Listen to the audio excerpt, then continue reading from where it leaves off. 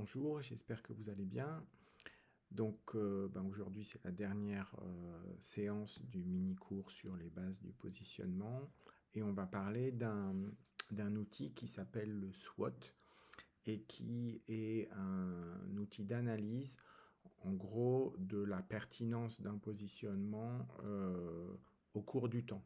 C'est-à-dire que c'est un outil qui sert une fois qu'on a un positionnement, ou une fois il n'est pas forcément effectif, mais on y a pensé, on a fait les recherches pour avant, on a une idée du marché, on a une idée de quelles sont les ressources clés, les activités clés sur lesquelles on pourrait s'appuyer pour le développer, et on veut l'actualiser. Et ça, c'est utile de le faire régulièrement pour savoir si, en gros, le positionnement qu'on a choisi tient toujours ou pas. Alors, le SWOT, c'est en anglais, ça veut dire strengths, donc c'est les forces. Weaknesses, c'est les faiblesses. O, c'est opportunities, donc les opportunités. Et threats, c'est les menaces. Donc, je vais vous rappeler l'acronyme en anglais, et puis ensuite, on va se contenter du français. Donc le SWOT, il se présente sous la forme d'une matrice. Alors on peut mettre les cases un peu comme on veut, mais il y a deux cases et deux autres qui vont ensemble. Les opportunités et menaces, ça relève de l'analyse externe, c'est-à-dire le marché, l'environnement, etc., des choses qui ne dépendent pas de vous. Et les deux autres, c'est-à-dire les forces et les faiblesses, là, ça relève de l'analyse interne. Et ça dépend plus de vous, quelles sont nos forces, quelles sont les activités qu'on maîtrise, quels sont les savoir-faire, etc. Alors je vais développer assez rapidement des exemples ou un peu de détails dans les quatre cases pour montrer de quoi il en retourne. Donc dans les opportunités, ça peut être des opportunités de marché, ça peut être des opportunités de conjoncture, ça peut être des opportunités de concurrence, ça peut être des opportunités légales, etc. Et dans les menaces, c'est exactement pareil. Ça peut être des menaces de marché, de conjoncture, légale, une loi qui change, des nouveaux concurrents qui entrent, etc. En termes de termes, ça ne veut pas dire que les opportunités ou les menaces, c'est tout de suite. Ça peut être à plus ou moins long terme. Donc on peut faire des SWOT, même très prospectifs, pour réfléchir à long terme. Je donnerai un exemple tout à l'heure. Et les sources d'informations pour nourrir ces deux cases, opportunités et menaces, c'est les sources sur lesquelles on a déjà travaillé. C'est-à-dire, c'est d'un côté la dynamique de marché, les 5 forces, l'environnement avec Pestel et aussi le mouvement des concurrents, s'il y a des niches possibles dans le marché, etc., notamment avec la cartographie. En ce qui concerne les forces, comme les faiblesses, ça va relever d'une analyse interne. Et là, il s'agit de réfléchir sur quelles sont les activités qu'on maîtrise, les savoir-faire, les ressources clés qu'on a, que ce soit des hommes, de l'argent, de l'immobilier, etc. Quels sont les partenariats qu'on a réussi à sécuriser, etc.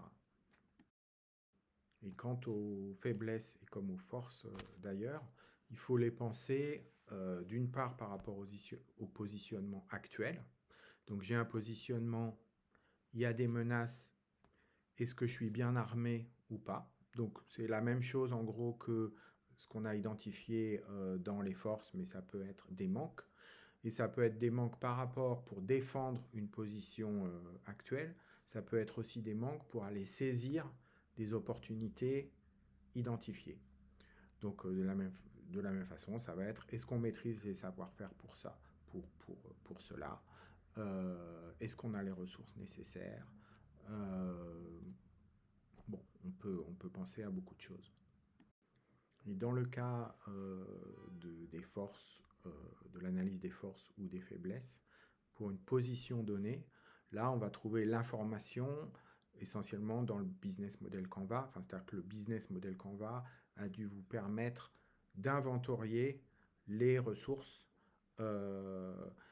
et d'identifier également les faiblesses qui permettent de tenir, enfin de délivrer, de produire l'offre sur laquelle vous vous êtes positionné en visant tel type de client. Bon. Donc ça, pour défendre la position actuelle, aussi bien en force que en faiblesse, normalement, on a dû faire un inventaire dans le business model Canva. Ensuite, s'il s'agit de réfléchir sur les forces ou les faiblesses pour aller chercher d'autres opportunités, c'est-à-dire de saisir les opportunités qu'on a pu identifier dans la partie haute du SWOT et faire évoluer le positionnement pour aller s'en saisir, bah, à ce moment-là, il faut refaire un travail un peu de fond et notamment autour d'un nouveau positionnement et identifier via le business model Canva quel type de ressources et d'activités clés il va falloir maîtriser.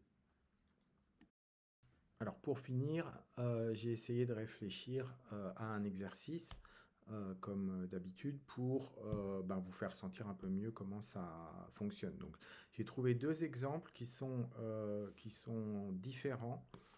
Le premier, on va dire, qui est plus quelque chose à analyser tout de suite et analyser un positionnement qui existe déjà. Donc c'est très court terme et c'est plutôt, on va dire, les cases force et opportunités qui vont être les plus faciles à analyser. C'est un exemple d'une marque de savon irlandaise qui s'appelle The Black Stuff et qui est vendue essentiellement sur Internet. Je me suis fait un peu plaisir parce que j'aime bien cette marque et je suis client, mais vous verrez. Donc je vous mets un petit extrait de leur Instagram qui suit en fin de vidéo. Et l'idée, c'est que vous puissiez remplir un SWOT avec les éléments qui sont mis en lien dans cette section du cours sur cette marque de Black Stuff. Et si vous le souhaitez, nous envoyer votre SWOT, ou en tout cas vos premières analyses SWOT sur cet exemple rempli. Et puis on regardera ce que ça donne et puis on updatera le cours en fonction des résultats. Voilà. In Ireland, stout has always been more than a drink, it's a tradition. That's why we crafted Arthur's Choice with the famous Black Irish Stout as the base. Then we smoked the essential oils, creating scents of cedar wood, cypress, nutmeg, and a spark of spearmint. Blended with brown sugar and honey, it lathers rich and smooth. Available as both a soap and a matching deodorant. Launching this Friday.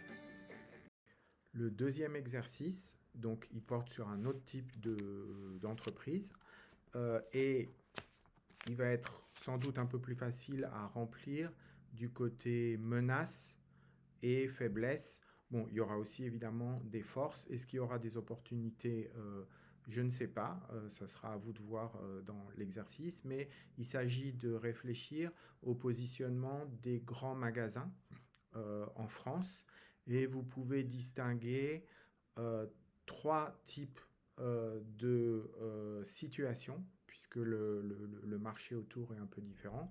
Vous pouvez avoir le grand magasin à Paris. Ensuite, vous pouvez avoir le grand magasin dans des très grandes métropoles, type Lyon, Marseille, Bordeaux, Toulouse. Et puis, vous avez le grand magasin dans des villes, on va dire, moyennes.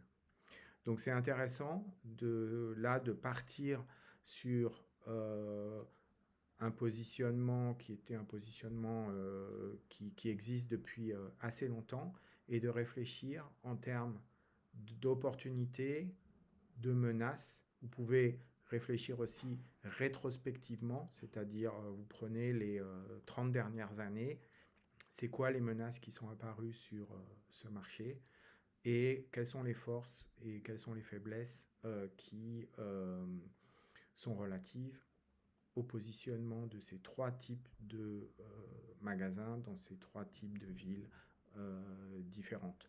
Là, je ne vous ai pas mis de lien, vous pouvez trouver suffisamment de matériel, par votre expérience, si vous l'avez, sinon dans les journaux grand public.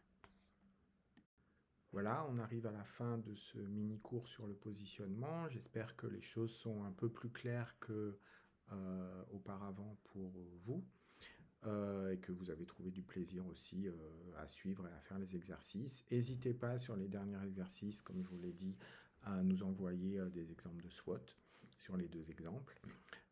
Et puis, si vous voulez nous joindre, Intensity, on est incubateur d'entreprise, mais on fait aussi des accompagnements personnalisés. N'hésitez pas, sur le site intensity.fr, vous pouvez prendre un rendez-vous pour que on comprenne un peu mieux vos besoins et voir si on peut faire quelque chose ou pas. Voilà, bon travail et puis merci encore du suivi. Au revoir.